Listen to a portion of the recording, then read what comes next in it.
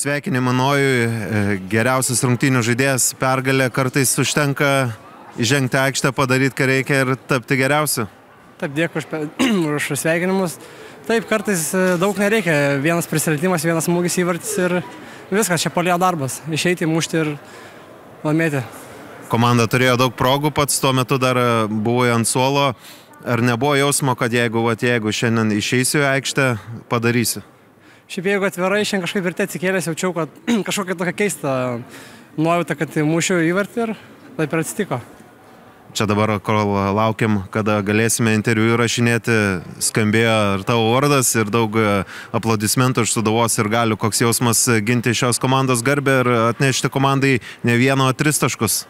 Tai jausmas labai geras, nes mano tėtis taip pat žaidė šitame klube. Šitas klubas yra legendinis, laimėjęs daug titulų, tada įmušti įvartį iš tokio klubo ir nukalti pergalį, labai geras jausmas.